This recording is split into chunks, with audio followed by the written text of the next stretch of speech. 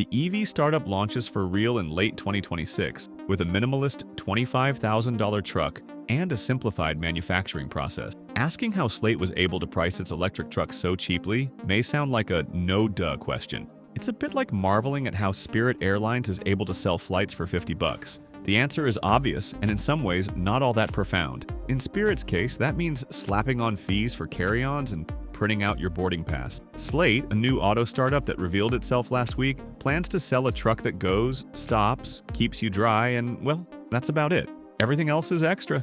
The difference is that while budget airlines have been around for decades, affordable no-frills cars are practically non-existent today, especially electric ones, and especially ones as radically simplified as the Slate, a two-door pickup truck that targets an entry price of under $20,000 after federal EV rebates. The Slate Truck, why is it so cheap? Hitting that affordable price point around $27,000 before incentives started with a mindset shift around what people actually need in a car. Slate CEO Chris Barman said, "We've challenged everything around making a vehicle and making sure that we understood whether it should be part of the equation or not," she said.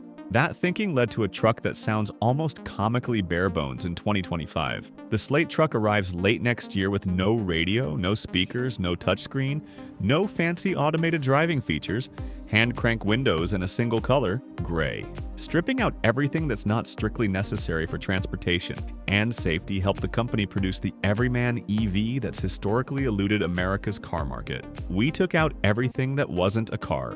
Tesla has talked up a $25,000 car in the past, but that project stalled out in favor of Elon Musk's robo-taxi dream. Other electric newcomers like Lucid and Rivian opened up shop with pricey, fully loaded models, the plan being to bring costs down over time as they scale up. That journey is slow going. Slate decided to flip the script by delivering a blank canvas that people can customize as they please through a vast catalog of accessories. That includes DIY-friendly stereo systems, interior finishes, and even a bolt-on SUV kit, all of which buyers can order to their homes or have professionally installed. You've seen all of the others start on the high end and force the option content, the car maker's head of engineering. So it's our choice to start at the other end and build it up. Slate's radically simplified manufacturing and operation. There are other, less obvious ways that Slate slashed the cost of manufacturing and development by doing things differently.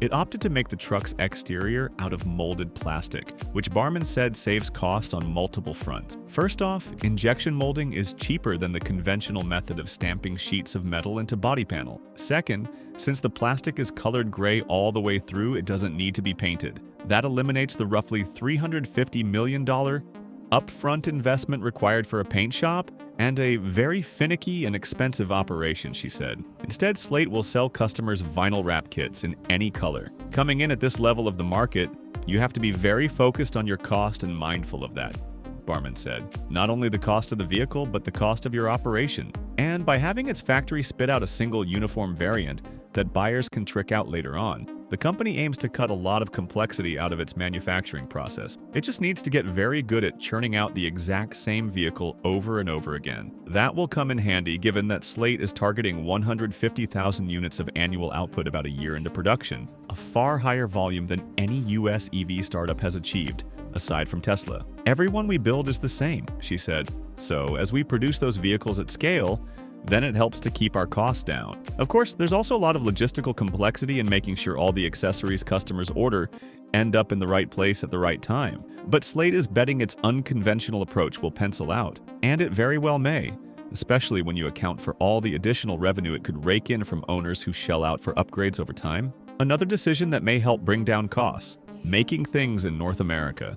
Barman said the company hasn't had to adjust any of its sourcing due to President Donald Trump's wide-ranging tariffs, which include a 25% fee on imported car parts and huge duties on a variety of Chinese goods. Another decision that may help bring down costs: making things in North America. Barman said the company hasn't had to adjust any of its sourcing due to President Donald Trump's wide-ranging tariffs, which include a 25% fee on imported car parts and huge duties on a variety of Chinese goods. We're well insulated against that.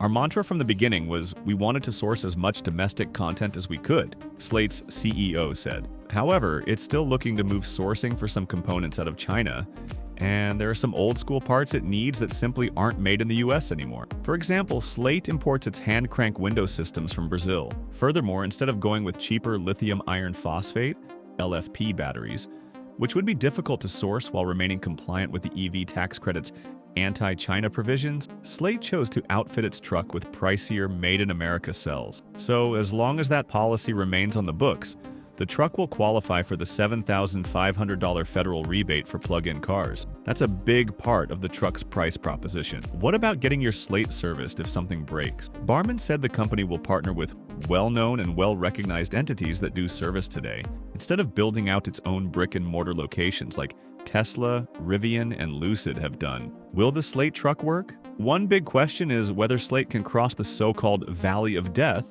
that has claimed so many other EV startups, the chasm between an interesting concept and a sustainable, profitable business. That requires a lot of manufacturing scale and, typically, regular cash infusions totaling in the billions. Lucid and Rivian still aren't in the black, and Tesla only notched its first full year of profitability in 2020. Slate argues it can. The company's chief commercial officer, the Tesla veteran Jeremy Snyder, told The Verge that its simplified manufacturing process should allow it to reach cash flow positivity very shortly after start of production. That's all. Don't miss the chance to stay updated on the latest in EV innovation and global trends.